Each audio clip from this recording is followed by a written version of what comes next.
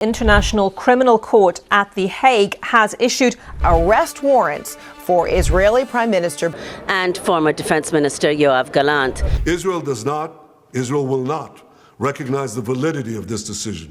Israel के प्रधानमंत्री Benjamin Netanyahu और फॉर्मर डिफेंस मिनिस्टर याओ गलांत के खिलाफ इंटरनेशनल क्रिमिनल कोर्ट ने एक अरेस्ट वारंट इशू कर दिया है। ऐसे मामले रेयर होते हैं जब किसी देश के प्रधानमंत्री या दूसरे मंत्रियों के खिलाफ किसी दूसरे देश में स्थित कोई अदालत एक अरेस्ट वारंट इशू करती है। किन स्थितियों में वारंट्स आए हैं, कौन से इल्ज़ाम इजराइल के ऊपर लगाए गए हैं as a state, Benjamin Netanyahu की कहाँ रिस्पॉन्सिबिलिटी तय हो गई है, इन सारी चीज़ों पर हम अभिषेक से बात करने वाले हैं। अभिषेक, हम सबसे पहले यही जानना चाहते हैं कि एग्जैक्टली ये कौन सा केस है और गलांत को और नेतन्याहू को किन चीज़ों का जिम्मेदार माना है आईसीसी ने। निखिल, 21 नवंबर को आईसीसी ने 3 लोगों पर अरेस्ट वारंट जारी किया है। बेंजामिन नेतन्याहू जो इजराइल के प्रधानमंत्री हैं, उसके बाद योआव गलांत जो डिफेंस मिनिस्टर थे, अब उनको हटा दिया गया।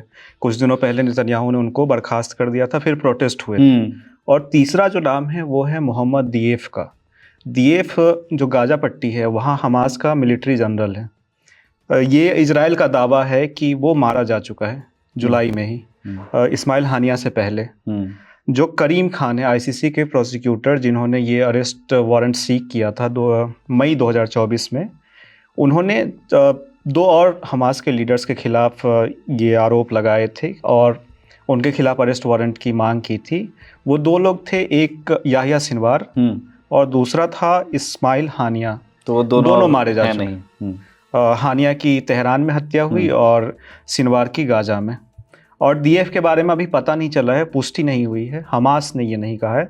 इसीलिए कोर्ट ने ये कहा कि हम इसकी जांच कर रहे हैं कि वो मरा है या नहीं। तो ये मतलब ये बेसिक हम जो पिछले साल से अक्टूबर से देख रहे हैं कॉन्फ्लिक्ट, उसको लेकर के। और इल्ज़ाम इन लोगों पर क्या लगाए गए हैं? जो डीएफ है हमास का लीडर, उस पर आरोप हैं जो 7 अक्टूबर 2023 को इजराइल पर आतंकी हमला हुआ, उसमें वॉर क्राइम, हत्या, रेप, सेक्सुअल मिसकंडक्ट, इस तरह की चीज़ों का आरोप है।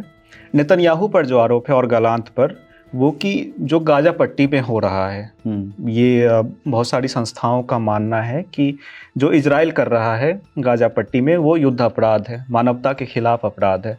और इसी तरह के अपराधों की जांच के लिए और ऐसे लोगों को सज़ा देने के लिए आईसीसी की स्थापना हुई थी 2002 में, इंटरनेशनल क्रिमिनल कोर्ट।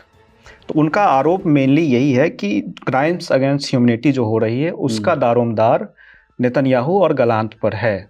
और दूसरा एक आरोप है कि उन्होंने जो भूख है उसको एक हथियार के तौर पर इस्तेमाल किया और जो बेसिक ज़रूरतें थी गाजा पट्टी में पहुंचने, जैसे भोजन, दवा, उसको रोका। इससे जो वहां पर लोगों को नुकसान हुआ या फिर जो लोग मारे गए, उनकी जवाबदेही भी इन दोनों की है, इसलिए इन पर केस चलाया जाए। ठीक है। अब तो इजराइल क्या मानता है आईसीसी के ज्यूरिसडिक्शन को? उन्होंने कैसे रिस्पॉन्ड किया? नहीं, आईसीसी को नहीं मानता इजराइल। 124 देश, दुनिया के 124 देश आईसीसी को मानते हैं। उन्होंने अपने यहाँ रेटिफाई किया है, यानी उनके नियमों को अपने यहाँ लागू किया है। उसमें इजराइल नहीं है, भारत ने कभी नहीं किया, अमेरिका ने नहीं किया, रूस ने नहीं किया और चीन ने नहीं किया। ये बड़े देश हैं। इसके अलावा बहुत सारे देश हैं जिन्होंने आईसीसी के नियमों को अपने यहाँ नहीं लागू किया। लेकिन जो फ़लस्तीन है उसको एक प्रॉपर देश का जो स्टेटस है वो अभी नहीं मिला है। बहुत सारे देश मानते हैं कि फ़लस्तीन देश है, लेकिन जो 4 अर्हताएँ होती हैं, आपके पास एक आबादी होनी चाहिए, एक डिटरमाइंड आबादी, टेरिटरी होनी चाहिए, संप्रभुता होनी चाहिए, ये और एक सरकार होनी चाहिए, सर्वमान्य सरकार जो पूरे आपके इलाके में मानी जाए। वैसा फ़लस्तीन के साथ नहीं है। जैसे गाजा पट्टी में आपको हमास का शासन चलता है, वेस्ट बैंक जो दूसरा इलाका है वहाँ पर फ़लस्तीन अथॉरिटी का चलता है। हमास को बहुत सारे देशों की मान्यता नहीं है, फ़लस्तीन अथॉरिटी को है। तो फ़लस्तीन अथॉरिटी को आधिकारिक प्रतिनिधि माना जाता है। तो फ़लस्तीन अथॉरिटी 2015 में आईसीसी का हिस्सा बना और उन्होंने 2018 में जो पूरा इलाका था उसमें जो चीज़ें हो रही थी उसको एक होल मैटर कहते हैं, उसको उठाकर उन्होंने आईसीसी को दिया कि आप देखिए कि यहाँ क्या हो रहा है और इसके आधार पर कैसी जांच की जानी चाहिए। तो अभी जो फैसला आया है आईसीसी से, उसका स्वागत किया है हमास ने भी, फ़लस्तीन अथॉरिटी ने भी, और ऑब्वियसली उन्होंने अपना जो उनके लोग हैं डीएफ, उनका नाम हटा लिया है। कि वो उनका नाम लिया ही नहीं। उन्होंने स्वागत किया कि गलांत और नेतन्याहू के खिलाफ अरेस्ट वारंट जारी हुए हैं, लेकिन और ज्यादातर जगह ये रिपोर्ट भी वैसे ही हुआ कि गलांत हाँ। और नेतन्याहू के खिलाफ अरेस्ट वारंट आए। इनफैक्ट हमको भी बहुत समय तक यही पता था कि 2 ही लोग हैं जी, और वो ही 2 प्रमुख लोग हैं जिनके खिलाफ ये वारंट आए। हम ये देख रहे थे कि इजराइल ने सितंबर 2024 में, अभी से मैंने 2 महीने पहले 2 काउंट्स पे चैलेंज किया था आईसीसी के इसको। तो मैं उस चीज़ को जानना चाहता हूँ कि इजराइल जो कि मानता ही नहीं ज्यूरिसडिक्शन को आईसीसी के, उन्होंने रेटिफाई ही नहीं किया, तो वो ऐसे केसेस में वो क्यों एंगेज करते हैं, लॉयर्स को भेजते हैं या वहाँ के प्रोसेस में इन्वॉल्व होते हैं? वो एक तरीका होता है कि उन्होंने एक जो 2 चैलेंज किए थे कि एक तो आपका ज्यूरिसडिक्शन नहीं है और दूसरा था कि आप इसको हॉल्ट करिए जो प्रोसीडिंग्स चल रही हैं। लेकिन कोर्ट ने उसको मना कर दिया क्योंकि उनका कहना था कि फ़लस्तीन अथॉरिटी जो है, फ़लस्तीन टेरिटरीज़ हैं, वहाँ पे हमें अधिकार मिले हुए हैं, वो लोग हमें मानते हैं। तो आईसीसी का नियम ये कहता है कि या तो वो देश जहाँ जो उसमें से कोई एक पार्टी अगर वहाँ पर उस केस में मानती है आईसीसी को तो संज्ञान ले सकते हैं। हाँ, जो पार्टी मानती है, अगर उसके यहाँ कोई दूसरा देश किसी तरह का क्राइम कर रहा है तो आईसीसी वहाँ पर संज्ञान ले सकती है। इसी आधार पर उन्होंने लिया था और अभी तक हमारे ख्याल से अक्टूबर में लड़ाई शुरू हुई, अभी नवंबर 2024 चल रहा है, 13 महीने। तो आईसीसी ने जो संज्ञान लिया है वो है अक्टूबर से लेकर मई 2024 तक, जब उनके पास केस गया। हाँ, उसी समय करीम खान जो चीफ प्रोसिक्यूटर हैं आईसीसी के, उन्होंने अरेस्ट वारंट सीक किया था और फिर प्री ट्रायल 3 जज होते हैं उसमें, वो डिसाइड करते हैं कि क्या इस पे प्रोसीडिंग आगे बढ़ाई जाए या नहीं बढ़ाई जाए। तो उन्होंने अब डिसीजन दिया है कि इनके खिलाफ अरेस्ट वारंट जारी हो सकता है, कर दिया है उन्होंने। जो उसमें उसको कहा गया है प्री ट्रायल चैम्बर 1। जी, मैं चैम्बर की रीडिंग्स को भी देख रहा था कि उन्होंने किन बातों के आधार पर ये कहा कि इजराइल का चैलेंज उन्होंने खारिज किया। उन्होंने एक बिंदु उन्होंने ये कहा कि जब तक अरेस्ट वारंट्स इशू नहीं किए जाते हैं तब तक आप ज्यूरिसडिक्शन को चैलेंज नहीं कर सकते हैं। तो उन्होंने कहा कि इजराइल का जो पहला चैलेंज था कि अरेस्ट वारंट्स यहाँ से इनको खारिज किया जाए, तो उन्होंने कहा कि वो चैलेंज आपका प्रीमेच्योर है क्योंकि वारंट्स इशू हुए नहीं है। उन्होंने कहा कि लेकिन इससे कोई प्रेजुडिस नहीं पैदा होता है। उन्होंने कहा कि आइंदा अगर आप कोई चैलेंज रेस करना चाहते हैं को कर सकते हैं, और यही चीज़ उन्होंने इजराइल के दूसरे चैलेंज को लेकर भी कही है। अच्छा, अभिषेक ये बताइए कि इससे पहले आईसीसी ने, एक हमको मिसाल याद आती है कि एक उन्होंने व्लादिमीर पुतिन के खिलाफ आज से 1 साल पहले, वो भी वॉर क्राइम वाला ही केस था, और उसमें उन्होंने कहा कि आपने यूक्रेन में वॉर क्राइम्स किए हैं, तो उनके खिलाफ वारंट इशू कर दिया था। और तब क्योंकि ब्रिक्स सम्मेलन होने वाला था साउथ अफ्रीका में, तो खूब बातें भी होती थी कि क्या पुतिन कहीं फॉरेन ट्रैवल पे जाएंगे, क्या उनको एयरपोर्ट पे अरेस्ट कर लिया जाएगा। तो तब भी हमने देखा था कि ऐसी कोई मतलब एक वो असह स्थिति थी, इसलिए शायद वो गए नहीं, उन्होंने अपने विदेश मंत्री को भेज दिया। लेकिन क्या इतिहास में कभी भी कोई मिसाल हमको मिलती है जब किसी हेड ऑफ स्टेट को अरेस्ट किया गया हो किसी तीसरी पार्टी के कंप्लेन में? कू में तो बहुत किया है। नहीं, ऐसा अभी तक इतिहास में नहीं हुआ है कि कोई सिटिंग प्रेसिडेंट या प्राइम मिनिस्टर, कोई लीडर इस तरह का, इस स्टेचर का अरेस्ट हुआ हो। एक उमर बशीर का मामला है, सूडान के वो राष्ट्रपति थे, उनके खिलाफ 2009-10 के आसपास डारफर एक इलाका है सूडान में, वहाँ पे वॉर क्राइम का आरोप लगा था और 19 में उनका तख्ता पलट हुआ, फिर अरेस्ट किया गया। लेकिन वो अरेस्ट किया था उनके विरोधियों ने, सेना के एक धड़े ने, और वो उनको जो हेग में आईसीसी बैठती है वहाँ उनको ट्रांसफ़र नहीं किया गया। आईसीसी का नियम ये भी कहता है कि किसी व्यक्ति को एब्सेंसिया यानी उसकी अनुपस्थिति में उस पर ट्रायल नहीं चलाया जा सकता। तो ऐसा केस अभी तक नहीं आया है। और पुतिन का जो केस था, उनके खिलाफ एब्डक्शन ऑफ चिल्ड्रन, यूक्रेन से लेकर जा रहे हैं बच्चों को, और उसमें वहाँ की एक ह्यूमन राइट्स, मेरे ख्याल से उसकी ऑर्गेनाइजेशन की जो प्रेसिडेंट थी, उनके खिलाफ भी उसमें वारंट जारी हुआ था। लेकिन पुतिन कुछ समय तक रुके रहे, लेकिन उसके बाद उन्होंने दौरे शुरू किए। लेकिन अभी भी वो उन्हीं देशों तो में, बढ़िया ट्रैवल G20 में भी, हाँ G20 में नहीं, ब्राज़ील में हो रहा है, वहाँ नहीं गए। लेकिन वो चाइना, वियतनाम, इन सब जगहों पर आराम से जा रहे हैं। लेकिन वो उन्हीं देशों में जा रहे हैं जो आईसीसी का मेंबर नहीं है। अच्छा, वो ध्यान रखते हैं उस चीज़ ध्यान रखते हैं। मेरे ख्याल ये उस तरह से होगा कि ऐसा होगा नहीं कभी शायद कि किसी हेड या नेतन्याहू को या पुतिन को कोई एयरपोर्ट पर अरेस्ट कर ले। लेकिन आप उस डिप्लोमेटिक असहजता से बचना भी चाहेंगे कि ऐसी कोई स्थिति कभी निर्मित भी हो या कोई इस तरह के न्यूज़ आर्टिकल्स छपें, तो इसलिए जनरली अवॉइड किया जाता है। यही हुआ है अभी, जब नेतन्याहू के खिलाफ वारंट आया तो बहुत सारे देशों ने, जैसे उसमें EU जो 27 देशों का, यूरोप के 27 देशों का संगठन है, उनके जो पॉलिसी चीफ हैं उन्होंने कहा कि जो भी देश हैं EU में उनको इसका पालन करना चाहिए। बेल्जियम ने कहा कि हम अरेस्ट करेंगे, ब्रिटेन ने कहा कि हम मानेंगे, लेकिन ये नहीं कहा कि हम अरेस्ट करेंगे ही करेंगे। कनाडा ने जैसे बोला है कि हम जो ICC के जो अरेस्ट वारंट हैं उसका पालन करेंगे। तो जो भी देश ऐसा कह रहे हैं, अमेरिका इसमें अपवाद है, उसने पूरी तरह खारिज किया है। उनके कुछ सेनेटर्स और हाउस ऑफ रिप्रेजेंटेटिव्स जो संसद का निचला सदन है, उसके कई मेंबर्स ने कहा है कि ICC को बंद कर देना चाहिए। इस तरह के प्रेसिडेंट बाइडन का स्टेटमेंट है कि डिसीजन इज आउटरेजियस शब्द का इस्तेमाल किया है। तो इस तरह की चीज़ें, तो इन दोनों नेताओं को कहीं भी बाहर जाने में एक बार सोचना तो पड़ेगा।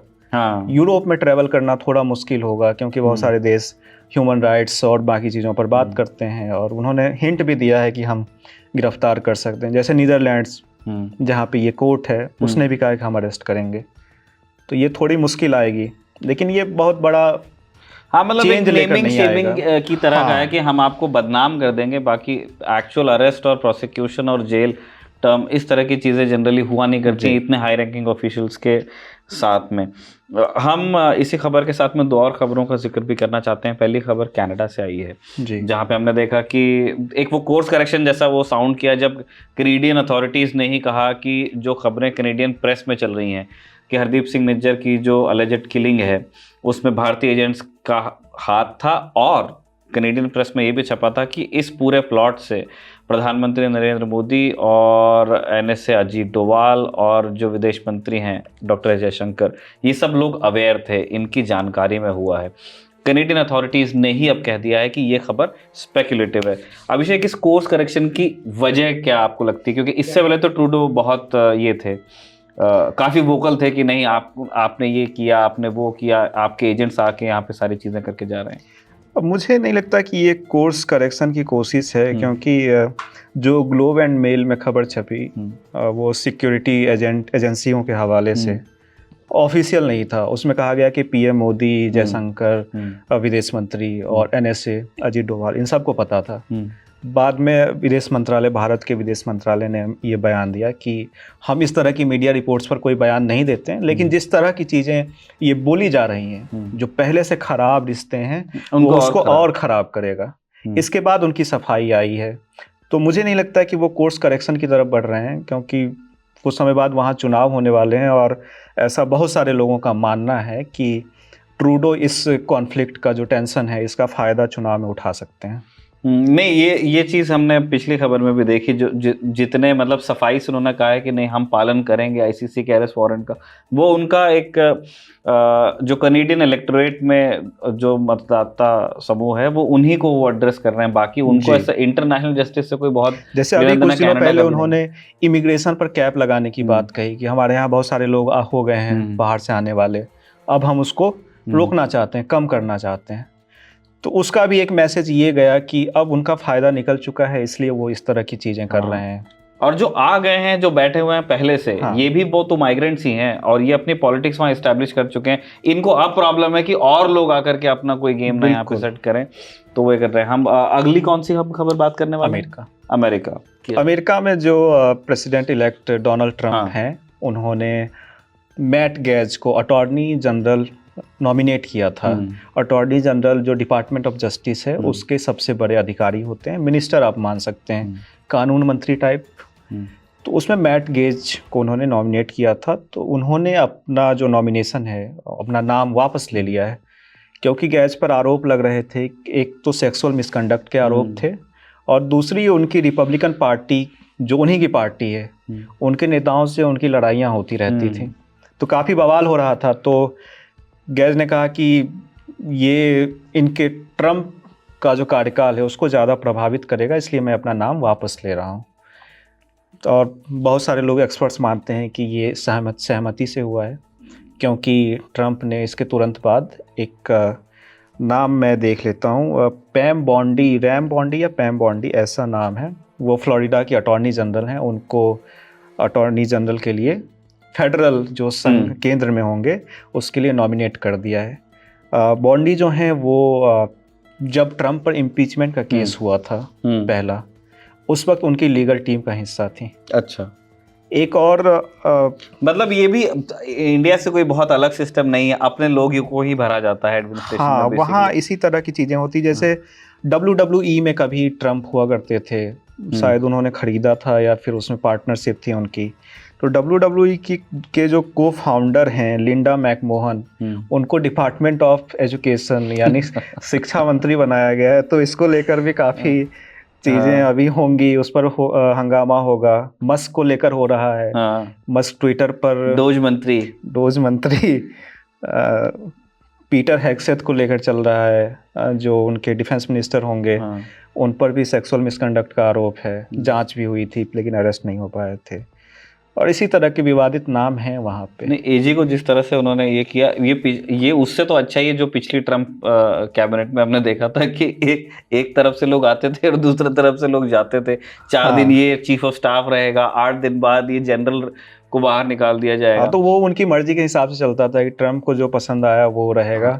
नहीं, ये उसका भी संकेत है, जैसे ये बहुत इस बात को रेखांकित किया गया ट्रम्प के इलेक्शन के पहले कि ये वो ट्रम्प नहीं है जो मतलब कुछ भी कर देते थे, ये संभले हुए ट्रम्प हैं, इनके एडवाइजर्स इस बार चेंज हो गए हैं, इस बार ये थोड़ा सा ठहराव के साथ में काम करेंगे। लेकिन वो प्रोजेक्ट वही है, मकसद वही है। मकसद नहीं भूलना। तो जो प्रोजेक्ट 2025 वाली बात चल रही थी, ट्रम्प कहते हैं कि हमारा इससे कोई संबंध नहीं है। लेकिन जो भी चीजें अभी आ रही हैं, जिस तरह के लोगों मकसद की तरफ ही रही है। हाँ, फोकस उनका वही है। अच्छा, एक लास्ट चीज़ जो मुझे अपने व्यूअर्स के लिए क्लियर करनी है, आपने बताया कि एजी को वहाँ हम उसके अमेरिकन सिस्टम में हम उसके तरह देख सकते हैं, लगभग एक कानून मंत्री की तरह पे। क्या वहाँ क्या सेक्रेटरी ऑफ जस्टिस नहीं होता है क्या? नहीं, जैसे वहाँ 15 डिपार्टमेंट्स हैं जो कोर कैबिनेट होती है। अच्छा, उसमें जो 14 हैं उसको डिपार्टमेंट ऑफ जस्टिस भी है। उसमें जो हेड होते हैं, मंत्री होते हैं, उनको सेक्रेटरी कहा जाता है। लेकिन सिर्फ जस्टिस डिपार्टमेंट में अटॉर्नी जनरल कहा जाता है। अच्छा, क्योंकि हिंदुस्तान में एजी भी होते हैं और कानून मंत्री भी होते हैं, वहाँ एक ही व्यक्ति है। और उन दोनों के अपने अलग अलग, एक के पास लेजिस्लेटिव पावर है, एक मतलब नहीं एग्जीक्यूटिव कहेंगे लेकिन वो कानून में उस तरह से रिप्रेजेंट करते हैं जाके पूरे देश में अलग अलग, जहाँ जहाँ वो सरकार के लीगल एडवाइजर होते हैं। हिंदुस्तान में एजी पार्लियामेंट के प्रोसीडिंग्स में भी हिस्सा लेते हैं, बस वो वोट नहीं डाल सकते हैं क्योंकि वो मेंबर नहीं है, लेकिन वो जा कर के अंदर भी पार्लियामेंट में सरकार को एडवाइस कर सकते हैं, जो डिस्कशन है उसमें बैठ सकते हैं। तो ये एक छोटा सा कैप्सूल था कि दुनिया में इस घड़ी पे क्या कुछ घट रहा है, उसको आपके सामने लाने की पेशकश है। हम जानते हैं कि ये एक नया प्रेजेंटेशन है, नए तरीके से हम लोगों ने आपसे बात करने की कोशिश की है। इस फॉर्मेट में आपको किस तरह के सुधार की गुंजाइश लगती है और ये प्रेजेंटेशन आपको कैसा लगा, कमेंट बॉक्स में लिखकर ज़रूर बताइएगा और बने रहिए खबरगांव के साथ। शुक्रिया।